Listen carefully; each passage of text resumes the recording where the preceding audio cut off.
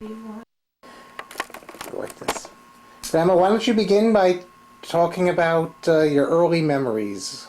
What it was like growing up, your parents, your siblings? Well, I was born September 14, 1915. My parents were Bernard and Hannah Dickman. I was born on Osborne Street, and I lived there for about a year when we moved to Riverdale Avenue. And the odd thing is, of the time that I was born, I never had a coal stove or an outhouse or an icebox in my life. My parents had the butcher store, and they had refrigeration, and we used that refrigeration from the store for our refrigeration. And we moved into an apartment that had steam heat. So it really was, I was way out of my league at that time, because most people had an icebox and coal stove. What's a cold stove? A coal stove is when you had a black stove in the kitchen and you put coal in. Oh, coal, yeah. Coal stove. So I never had that. And I grew up with many children in the neighborhood. Every single house and apartment had children. Some had 1, 2, 3, as many as 5 or 6 children, depending. Oh, even more. I really don't even remember how. And I went to PS 183, where I graduated, and went on to junior high, where I did rapid advance. And I graduated in January 1932, 4 months after I was 16. So I graduated at 16 really, because that was my graduating class. And I went on to college for about 1.5 years. I went to Brooklyn College. I was taking commercial courses. In fact, I had been the secretary to the head of the commercial department. And I was taking commercial courses in college. I'll go back to, you were saying with commercial courses? Yes, but I only went for about 1.5 years because we got married. My husband and I got married. He was moving down to Washington, D.C., and I went with him a few months later. And we lived in Washington. Well, tell me about how you met your husband. My husband lived a few blocks from my house, and in fact it was my girlfriend's building. Her mother was the landlady, the owner, and we met through a party. You know, you went to these, how was it? It was like a club. He belonged to a club, and they rented basement space, a finished basement space in a building. And they used to give parties Saturday night. And one time, Artie, my husband, your grandfather, picked us up to take us. Picked up Anna Geller, his landlady's daughter, and me, and we went on to the party. And we had a very nice evening, and our romance began. Now, his family, though, didn't have as much money or status as yours? No, my family did not have money, no. We were comfortable. No, I meant Artie's family, Poppy's family, didn't have your status or your money, right? No. My father-in-law was a coat presser, and he worked only in the season, and the rest of the year they were really, financially in straits. So Artie gave up schooling and took a job to help out. They needed money, and that's the way it started. So why did he go to Washington? His sister lived there, and it seemed, you have to realize depression was on then, 1934-35. The Depression was very heavy, and New York, it was very impossible to get ahead. Where in Washington, they had the government who employed you, so the commercial places needed help, and they paid better. So he went to Washington, and I followed. And my our 3 children were born there. Not in Washington proper, but at the time, Elaine and Darrell, we lived in Washington. When Brenda was born, we lived in Virginia, but she too was born in Washington at the Homeopathic Hospital. What was his first job? Where, in Washington? He worked for Pepsi-Cola. Well, first he tried it going in business for himself. He sold cookies, packaged cookies, and he went down as far as, I think, Richmond, and as far north as Baltimore, but it couldn't make a living in that. So he got a job with Pepsi-Cola as a salesman and truck driver, and he did very well. How long was he working for Pepsi-Cola? He worked for them about 2 years, then he went on to Crafts and did the same type job. And he did well. I will say he did well. But he always wanted to be his own boss. And as you know, I had 3 sisters, my sister Fanny, my sister Seal, and my sister Minnie. And then I had 2 brothers. My brother Dave, who was the oldest, and Harry, who was next to my brother, Dave. So it was Dave, Harry, Fanny, Seal, Minnie, and me. I lost 2 sisters between Minnie and myself. I never saw them. They died before I was born.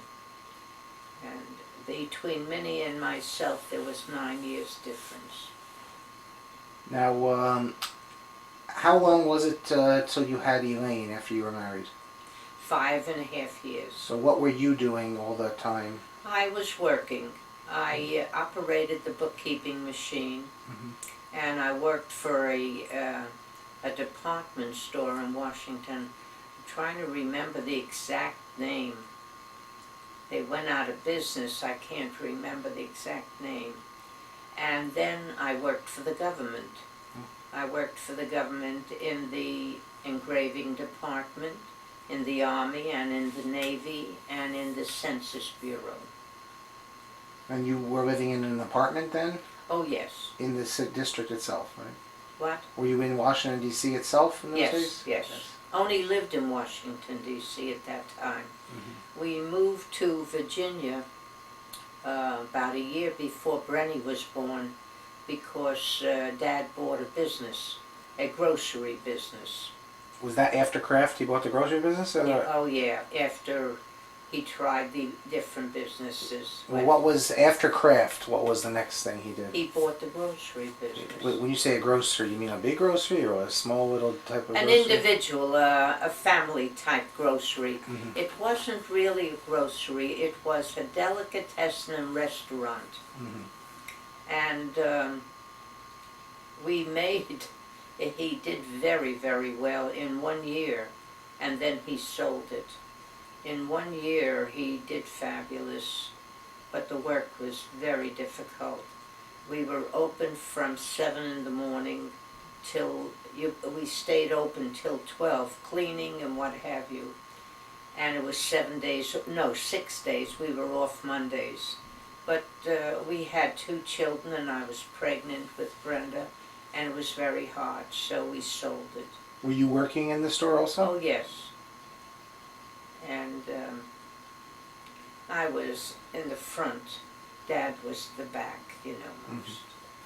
And then we went into a bigger restaurant and delicatessen. And What was the name of the first restaurant? Goldie's. Goldie's. And the second? Always Goldie's. And when you sold it, they kept the name Goldie's? Everybody, yeah. And We were always Goldie. But the second restaurant? That was a big restaurant, and it was really a big undertaking. We sat 128 people. We had 18 waitresses. And it was also called Goldie's? Yeah. So there was two Goldies in Washington then. No, it wasn't Washington. That was Virginia. Virginia. We didn't go into business in Washington. No, but where was the deli? Both in Virginia. So they're both two places called Goldie's. Yeah. Was this... But different areas entirely. What type of restaurant? Was it like a fancy or not so fancy or fast? What type of... It was a very nice family place. Mm-hmm. And we had a very big menu. It was too big, in fact. You bought this restaurant or opened it from scratch? Opened it. Mm-hmm. We opened it. And, but we sold it then, I'd say about 2-3 years later. I don't remember exactly. Was it harder to run the big restaurant or the deli? It was a big responsibility, especially for me, because I knew Dad gets frustrated being in the store all the time, and as I said, the hours were long. And by that point, we had the 3 children, so I used to give him like 2 nights off a week, because I didn't mind. I used to go home like 8 o'clock at night the rest of the time, you know, to be with the children, to see what was going on, because we had a maid take care of them. And, but I got tired. I really got tired of it. And Dad ran it himself, but it was a big job, so I used to go in steadily again. But then we sold it. It was open 7 days a week, that restaurant also? Always 6. We were always closed Mondays. And then he opened another restaurant, but not a delicatessen, just a restaurant. And again, he did very well, but then he took sick, and he was hospitalized. So we lived in the district then, and I did not drive. So I used to go from the house, get the kids ready in the morning, because they were bigger already. Elaine was about 12, and Darryl was about 8, and Brenda was 7, you know. So I used to get them ready. They'd get dressed themselves, and I'd, you know, make breakfast and lunches and get them off, and then I'd go to the hospital. And then I'd go out to take a cab and go out to Virginia. And I would open the store, because we didn't open for breakfast there. But I'd get lunch, you know, see that the luncheon was going, get ready with all that, and stay in the store till closing. Now this was the 3rd restaurant. You had the deli, then you had one restaurant, and then you had another restaurant. Yeah. Why did you buy, if it was so hard after the 2nd restaurant, why another restaurant? Because he liked being his own boss. But what was different about the 3rd restaurant versus the 2nd restaurant? The 2nd restaurant was a delicatessen restaurant. This was, we had groceries, a delicatessen. Oh, I thought you first had the deli, then you had the big restaurant with 120 people. It was a restaurant and delicatessen. Uh-huh. And so you have a grocery and a restaurant. And you have to take care of grocery customers and restaurant people that come in. It's a very hard job. So you had 3 restaurants then? We had 3. Then Dad went into business with his brother-in-law Leon Gittelson. They opened what you call a wholesale delicatessen store, wholesale delicatessen. They had Gellis products. It was strictly kosher and all that. They had to have the mashgiach, it was a homegilla. But my brother-in-law, God rest his peace, rest him. He was a very nice guy, but he was not a businessman. He had no business acuity at all, none. He knew nothing about. He always had been a driver. That's how Dad got into it. But he couldn't run a business. And P.S., he was so stubborn that they began to lose money. He was married So to... He was married to Dad's sister, Becky, Yeah. Rebecca. Yeah. And in fact, it made hard feelings. He bought Dad out, and he went broke within 6 months. Mm-hmm. But Dad didn't want to stay with him. He was aggravating him, and he didn't do what he thought should be done. Dad had a really magnificent mind for business. I was born and raised in business, so what I did. But he, who never knew anything about business, he was really special. He got along with customers just beautifully. He knew how to handle each one. He was terrific. Very, very good in the business. So would you say then, at this time, you're living your middle class type of existence, right? What do you mean middle class? We were never more than middle class. Okay, but you never had to worry about having money to buy food or anything like that? Oh, not food, no. We didn't have money to throw around. If we wanted something, didn't mean we can go out and buy it. I'm not talking about food. Food, if we wanted anything, we went and bought it. But you had furniture, you had... Yes. Our house was... I was always a homemaker. I liked a home, a nice home. I liked nice things. So I would save up and buy what I wanted. And you had a lawn, a grass lawn? A regular, beautiful home. You took care of it yourself? You mowed the lawn? Or you I used to mow the lawn, yes. Yeah. But then later on I got a man to do it. But he was not... you couldn't depend on him. He was supposed to come Monday. He would come like 3 weeks later. So in between I did the lawn, I did the garden. But that I liked. Not the lawn mowing, no. We were on a hill, and it was rough. But... what town were you living in then? At that point, we were living in Washington, when we're talking now. We were living back in Washington, and we had our own home. Before that, when we had the stores, we always rented.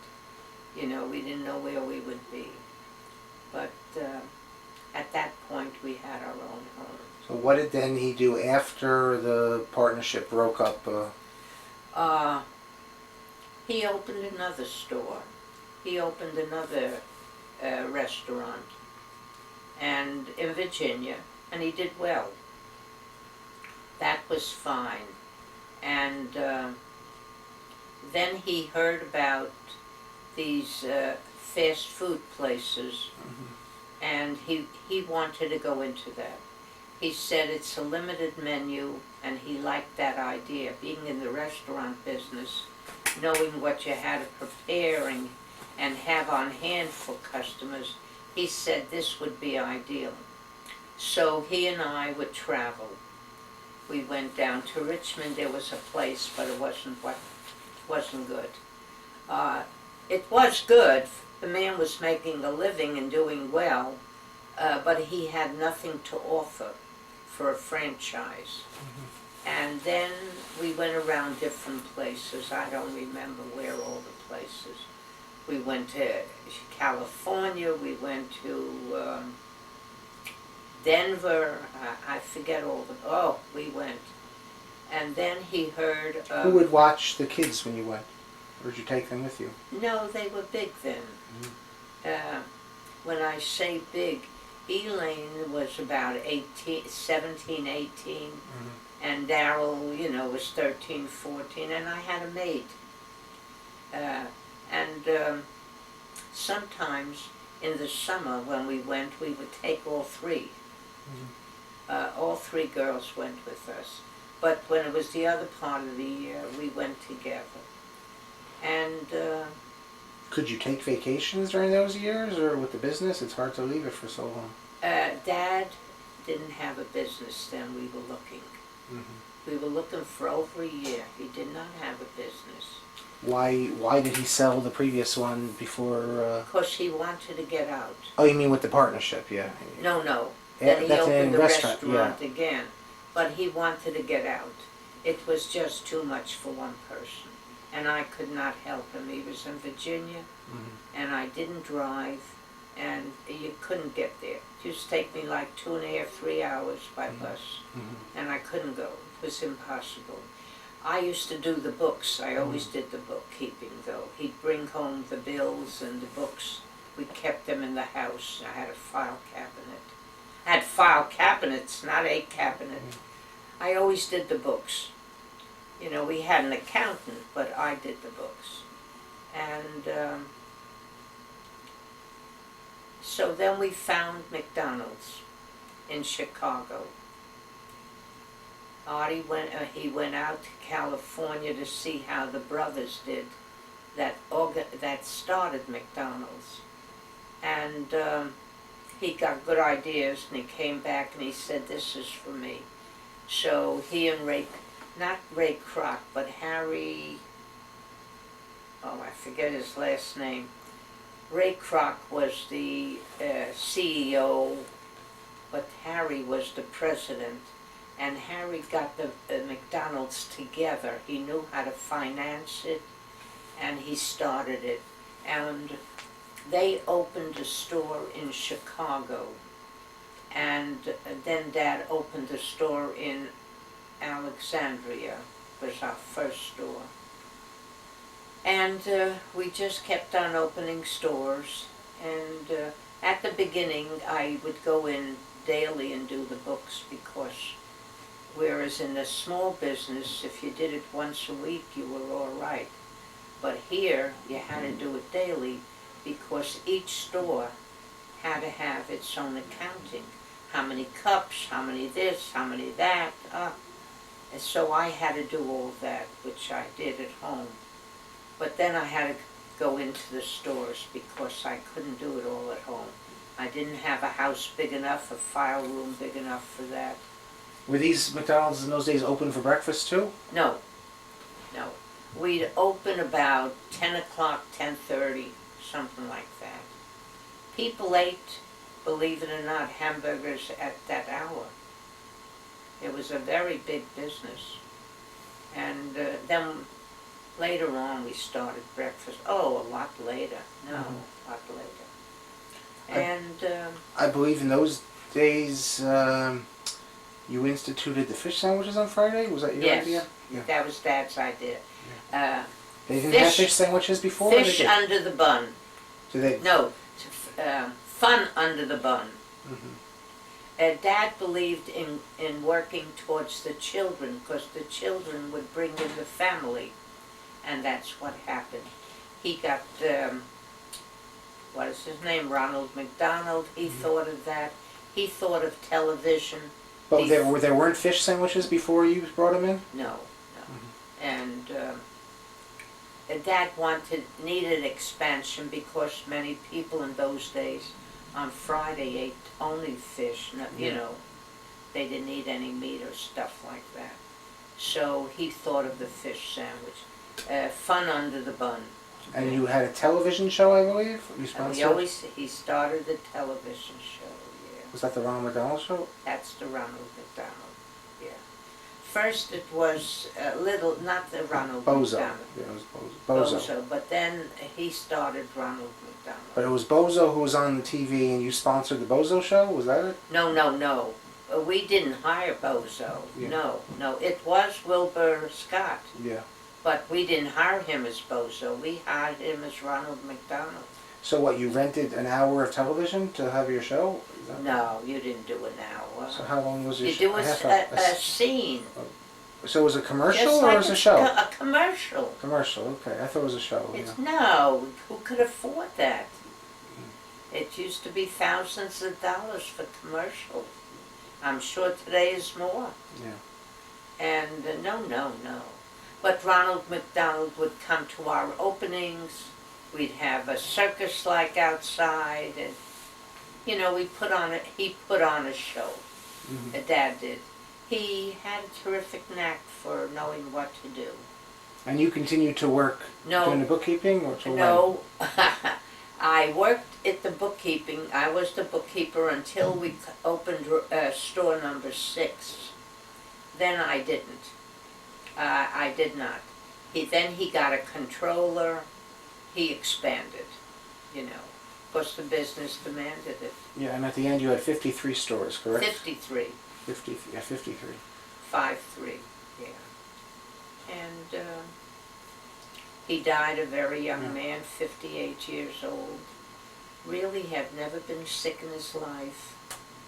And it was very sudden. During this time, when you were in Washington, what type of relationship did you have with your family? Were you going back and forth to New York, or did they come to visit you? Both. Both. We were back and forth all the time. In fact, in those days, they had the B&O Railroad, and you could buy a ticket Saturday night, leave Saturday evening, and come home Monday morning, like 5 o'clock in the morning, 6 o'clock. For a round trip, you paid $3.50. Now take me, I wasn't coming back that Monday morning because I was going to stay with my parents for a week or 2 weeks, depending. So I was able to sell the return ticket like for $1, $1.50. So the trip going to New York from Washington would run about $2, $2.50, and they didn't charge for the children. And when Brenda was born, my God, I used to walk to New York and from New York to Washington. She wouldn't sit down a minute. She wanted to walk. So we used to walk the whole time. Elaine and Darrell would sit like two little ladies reading or playing or whatever. And Brenda and I would walk the aisles, after one train after another. She was a character, a little character. Do you find that when you were young, first of all, did you know your grandparents at all? I met my grandfather. My grandfather I knew, he lived with us. But I didn't know him long. And when he died, I was only 5. So I really did not know him as a grandfather. I knew him, he was in the house, my grandfather, but he was an elderly man and not well. I'll never forget when he was very sick. He gave me a nickel because he told me I had been such a good girl, always. So he gave me a nickel. That was prior to his death, a few days. Do you find, though, that today, like when you see your grandchildren or your great-grandchildren, how they relate to your daughters, do children relate the same to grandparents, or was it different from when you were young? Well, you have to remember, I don't know, as I told you. Or for your children to your parents, yeah. My children to my family, they related very nicely, but you have to remember, I lived in Washington, my family was in New York. But I'm saying, did grandparents spoil grandchildren then those days like they do today? Yes. Was it the same relationship? Yeah. They did not have to give me like your parents have to give you. No way. But we ate at their house, and, you know, to my sister's house, whoever. Because was there a language issue? Did your parents speak English? Oh, yes. Yeah. Oh, yes. In fact, my father worked for the government. My father, when he came to this country, could speak English already. And he got a government job, and he made 2 things that were his inventions. One was the hook that has a rubber backing that you can push on a wall, it can stay on a wall, and you use it as a hook, it had a hook. And the other one, he worked in the sanitation department.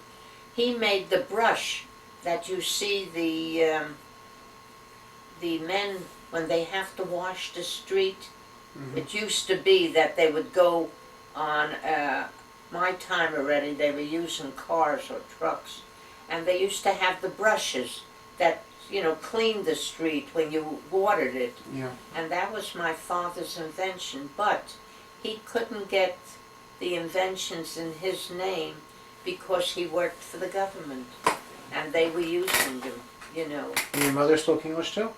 My mother spoke English. My father spoke much better. My father spoke a number of languages. He had a very good ear for music, and he spoke Russian, Polish, I don't even remember. Russian, Polish, Jewish, of course, Hebrew, English. How old were they when they came to America, your parents? My mother was 16. My father, I don't know. He was much older. They weren't married in Europe. They were married in America. Oh, okay. All my siblings were born in America. But I know that your mother brought them back to Russia for... 2 different times. When my brothers and my sister Fanny was small, my brother was like 5, maybe the oldest. They went back to Russia because my father felt the rabbis there were better and would teach better than they did in America. So your father stayed here and your mother went back with the children for Right. a year? For a year. They went back twice. And that was that, you know. And your father would go to shul on every Shabbos, the whole... Yes, we had shuls, by the way, on every corner. But they were shtibels, like those little shuls? No, we happened to have a shul across the street. Yeah. But my parents later on brought over Rabbi Silverman, and he was in a house, and that was the shul and where he lived. And they supported him. When I say supported, a lot of the people bought the house, and he lived there with his family. And by the way, his son became a very, very big executive in IBM. He and Faggy, the Rabbi Silverman and Faggy, you know, my niece Florence, were very close friends. And she knew his son in IBM and all. And he was a darling man, and so was his wife. I think he had 3 children, I don't remember exactly. But my parents took care of the food for them. Different people did help differently. Some helped sporadically, some gave money, and some didn't. But my parents, every week, my mother would go with his wife and they'd buy everything that they needed in the house.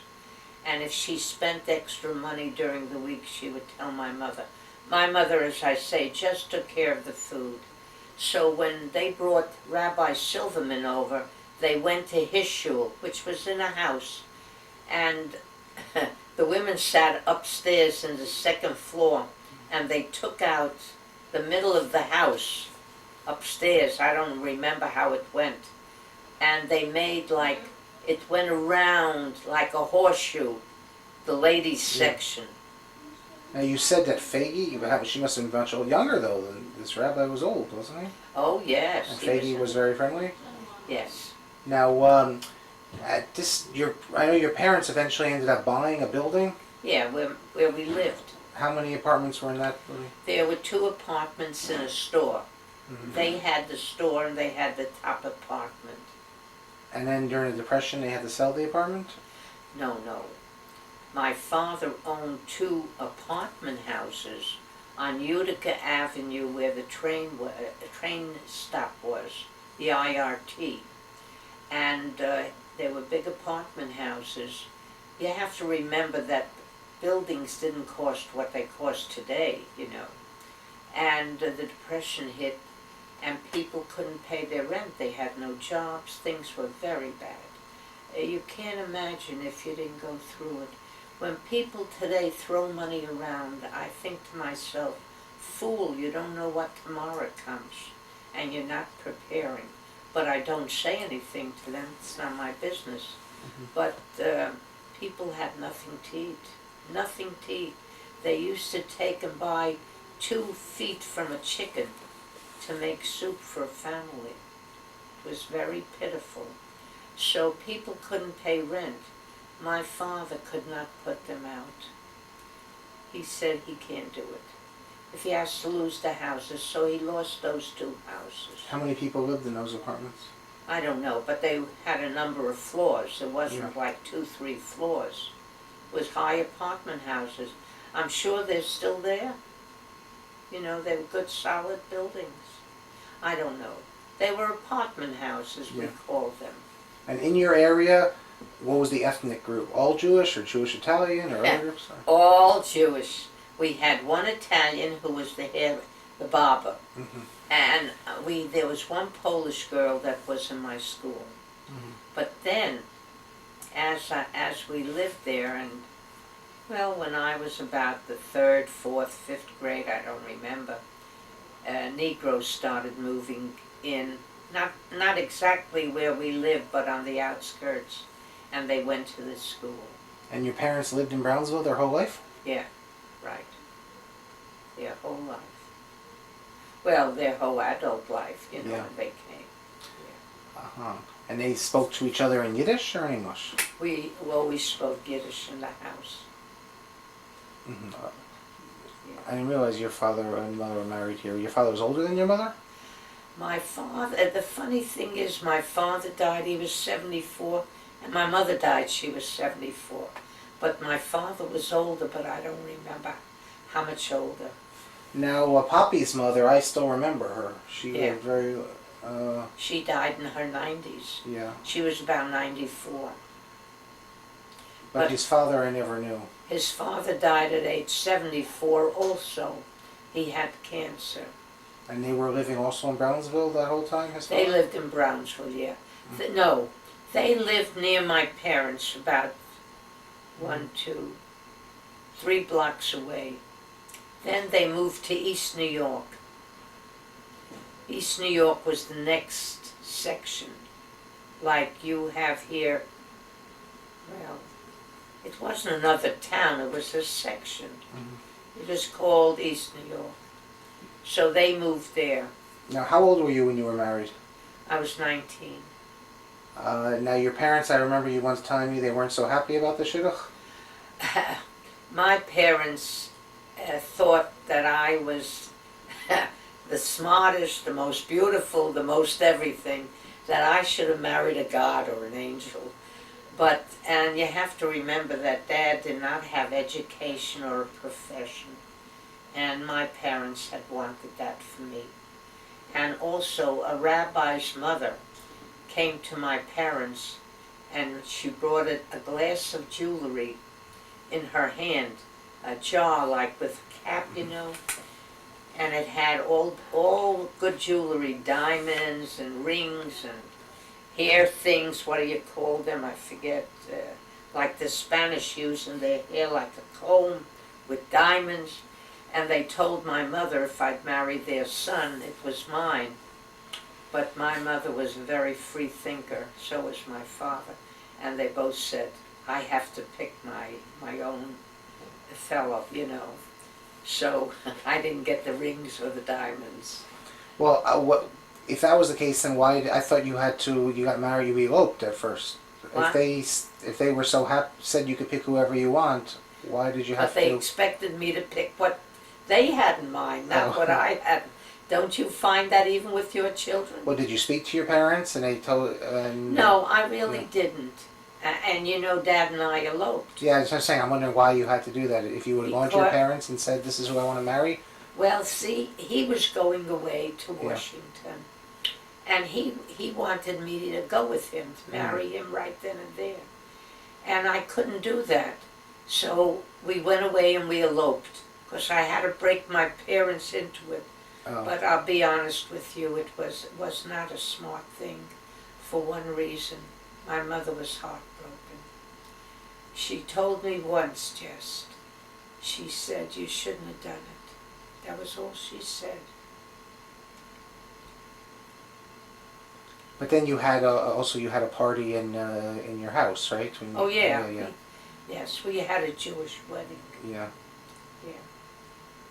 So if you would have actually gone to them and told them, they would have gone along with it, or they still would have tried to say... I can't tell you, I don't know. Yeah. They weren't for it. They felt I was way above him, you know, and... Now what about you were in college for 2 years? 1.5. Now when you dropped out, what was their reaction? You dropped out to go to Washington, right? Right. Were they happy with that, or they also thought... Well, they felt this now was my life. They didn't interfere no more. No, nothing. Mm-hmm. Now in those days, there were subways and everything? Oh, sure. So it was very different, I'm sure, when you were I young. lived 1 block from a subway, the Livonia Avenue station. Do you remember how much it was to go on the subway? A nickel. A nickel. And you went from how old were you when you started going on the subway? Very young, right? No, not very young. My parents didn't let me. Was there crime at all in those days in your neighborhood? Oh, of course. Yeah. We had Murder Incorporated. No, but Murder Incorporated wasn't random crime. It wasn't random muggings. They would. It was in Brownsville, though. Mm-hmm. No, in fact, my sister's husband, Simon, that was Fanny's husband. His name was David Simon, and they had my nephew Sammy. But David Simon was an upholsterer, and he worked for Willie Amberg, who had an upholstery store. Willie Amberg was a brother to the head of the Amberg gang, but he never came to the upholstery store or nothing like that. Mm-hmm. But they were there. Oh yeah, they were there. But you didn't have to worry about them, right? They weren't. I didn't worry about anybody, truthfully. Yeah. I wasn't scared. But still, when I went to work, my first job was in a lawyer's office. I got $9 a week. I had to work 5.5 days a week. I got $9, and I used to come home 9 o'clock at night. My father met me at the station. When I came down those steps, my father was standing there, Mm-hmm. waiting for me, and we only had to walk 1.5 blocks to my house. But now, do you remember Prohibition? Not really. If I did, we were not drinkers. I knew nothing, nothing about Prohibition. And so when you moved to Washington, it was a very different life, obviously. Very different. Not only that, you have to remember, I was very sheltered in my home. I was the youngest in the whole family, Mm-hmm. and I was everybody's pet, Everybody, we got along beautifully. And here I moved to a room in my sister-in-law's house, and I didn't know a soul there, nobody, just my sister-in-law and her husband. And they had a grocery store, and they had the home upstairs. So when they would go to eat, I'd want them to sit together. I used to go stay in the store and be the salesperson, watch the store, do everything, because I knew how to do those things. And so they would able to eat alone like this all the years they had the store before I came. They could never eat together, So I gave them that pleasure. And they had a daughter, Carol. She was the most beautiful child, and Dad loved children. Oh, he loved children. She was crazy for him, and more so than for her own father, I think. And so we had a good life in the house, but I had nothing on the outside. But then I got a job.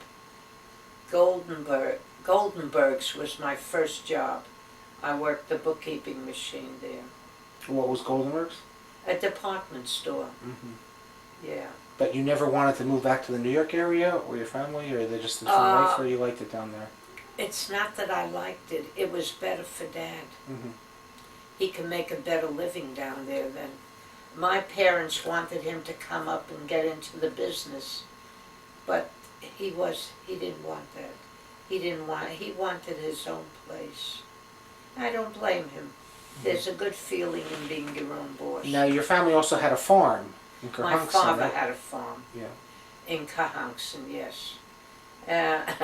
We went there occasionally in the summer, and we had one of my brothers, or my brother-in-law's drive us. We all went up to visit. My father had emphysema, so he used to go all summer. This was after he retired? He didn't retire. We had the business until my parents died. So who and then ran my it? brother ran it, but he wasn't. So he would live up in the farm in the summer? In the summer, yeah, because of the breathing. With your mother? No, He no. My mother ran the business. Mm-hmm. No, he had bad breathing. The emphysema was awful. Was that from smoking? But he did not give up smoking. Uh-huh. He smoked till the day he died. But for those days, age 74 was very old. Yeah. you know, so it seemed that the smoking, even though he would cough and pass out almost, didn't seem to bother him that much. Now the farm, did you grow things up there, or was just? He didn't. He had a few chickens that he played Yeah. around with. Mm-hmm. No, he didn't. Sometimes the landlord of our building where we lived, Mr. Itzkowitz, would go up and stay with him. He liked my father, because my father read an awful lot. My father was a scholar. He knew everything.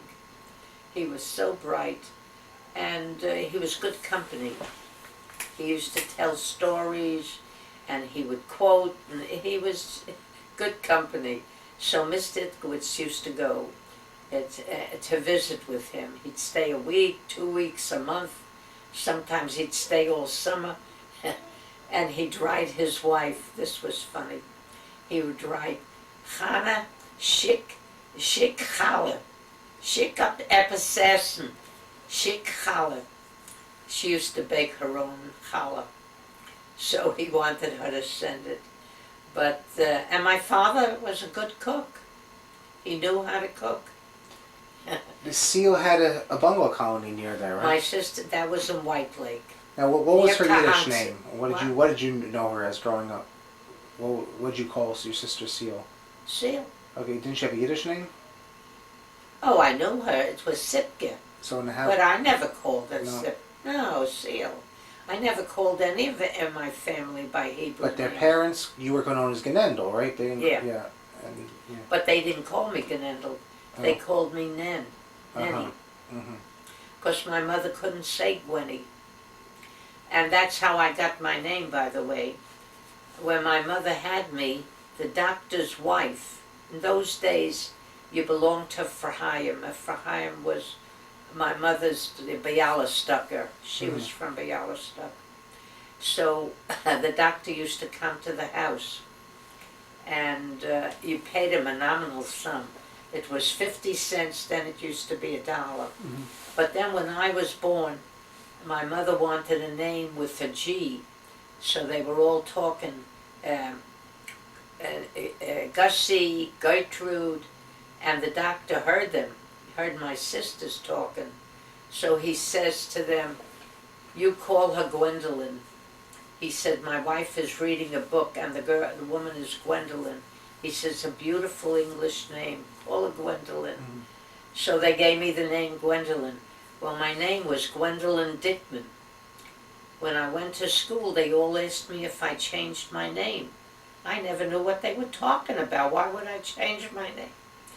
And for many, many years, I never heard the name Gwendolyn, anybody. But now there are quite a few I hear. Gwen, yeah, a lot of young people named Gwen. Right. It's come back. Right. Or it's come. But when I was born, I was the only one. Now, your sister, she owned a bungalow colony? Yes. And that's very close to Kerhunkson, right? Very close to. Kerhunkson. Yeah. Yeah. It's a White Lake, which is next to Kahanson. Okay. This has been interesting. I'll stop it now. Hold on. My sister Minnie graduated high school when she was 14.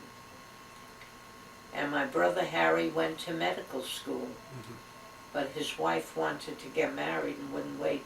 Now, what about your brother Dave? He died young, right? Yes, he was 46. Daryl is named after him. She shall live and be well. Does he have children? He had one son, Leo. Yeah. What happened to Leo? He died. Married, family? He married, but he died young, very young. When I say very young, I think he was in his 40s. Middle, late 40s. I don't remember exactly. Now, I have a vague memory of Poppy's sister, Becky. Yeah. You know, his brother, her husband had died also young, right? Yes. Well, no, he was older than Dad. He was in his 60s. But I don't he had heart trouble. And Dad never was sick, you know. So that was that. Very nice. I'll turn this off.